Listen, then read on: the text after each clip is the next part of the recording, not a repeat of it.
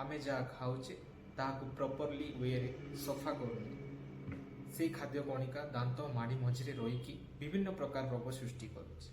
ताहा मध्यरु पायरिया होची अन्यतम। पायरिया रे मुख्यतः आमे जो खाइबा खाई थाउ तार फूड पार्टिकल छोट छोट दाना खाद्य कणिका गुड़ा दांत और माड़ी मझिरे लागिकी रही जाए जहा फल कि ब्रश से जगार पहुंची पारे ना। ब्रश न पहुंचा जो से फूड पार्टिकल गुड़ा रहीकि आमर डेंटाल प्लाक रे परिणत हो जाए फल ब्रश करने बेले ब्लीडिंग हुए तो से जो लोक मैंने ब्रश करने को डरती जहाँ जिंजिवाइटिस बोली आम कही था माड़ीर infection gingivitis inflammation of gingiva dental plaque जोटा फॉर्मेशन हो जाए परवर्ती समय डेंटाल कैलकुलस गोटे छोटिया पत्थर स्टोन आकार रे हलदिया रंगर रही था दांत और माड़ी मझिरे सेटा रही जाई थाए ताहा जोगु दांत और माड़ी दुर्बल हो जाती माड़ी तलकू खसी आसे से भितर खाइबा पशिकी इन्फेक्शन होइकी पाटी गंधा। दांतर जत्न आमे केमिति नेबा प्रथमे आमे दिन को 2 थर ब्रश करवा दिन सारा आमे जहाँ भी खाई थाउ सेटा दांत मझिरे लागिकी परद सृष्टि करे जहाँ आमे डेंटाल प्लाक कही थाउ एवं से जगार खाद्य जमा रहीकि आमर बैक्टेरिया ग्रोथ होता है राति समयटा अधिका बैक्टेरिया ग्रोथ करथाए तेणु राति रे चांसेस अधिक थाए खाद्य जमा रहीकि आमर जो डेंटाल केविटीज केरीज हुए जो दांतर पोक लगे स्टार्ट हो जाए तापाई आमे राति रे ब्रश करवा आ जो इंटरडेंटाल स्पेस रे खाइबा गुड़ा लागिकी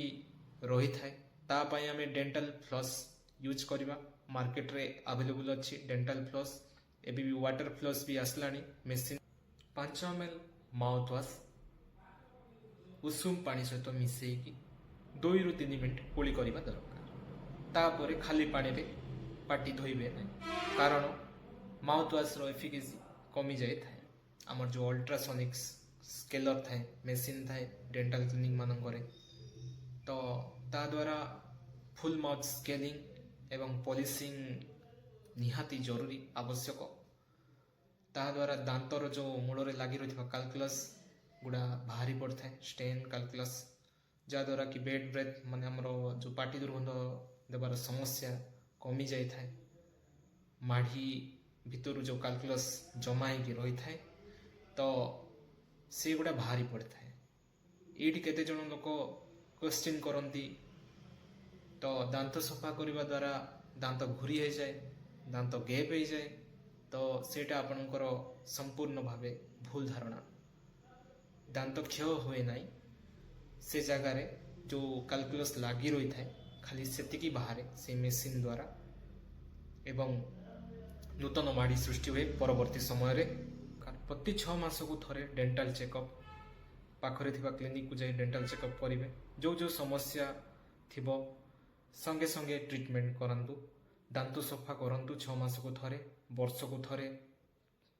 सफा करने द्वारा जो कैलकुलस गुड़ा थाए सेटा सफा हो जाए थाए पुणी हालिटोसिस किंबा आमर जो पाटी दुर्गंध समस्या भी दूर हो जाए थाए ताकू दूरे की रहिबा पई हेले वर्ष को थरे सफा करंतु और जो मानकर हैबिट अच्छी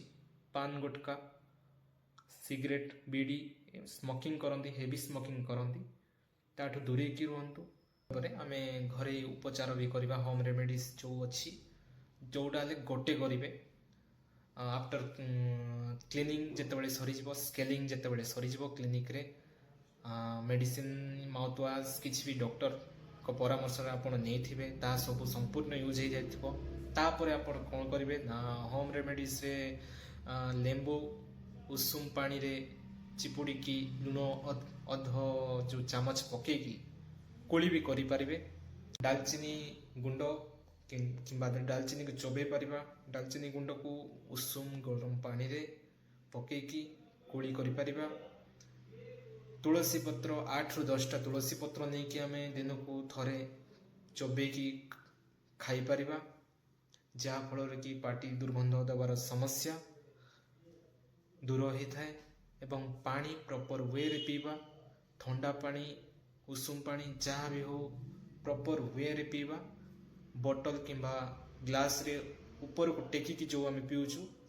ସେ ଭୁଲ କାମ କରିବା ନାହିଁ। ଡାଇରେକ୍ଟ ପିଇବା ପାଣି, ଯାହାଫଳରେ ଆମର ଫୁଡ୍ ପାର୍ଟିକଲ ଗୁଡ଼ା ଯେଉଁ ପାଟିରେ ଲାଗିଥାଏ ସେଇଟା ଧୋଇ ହେଇକି ଭିତରକୁ ଯାଏ। Proper way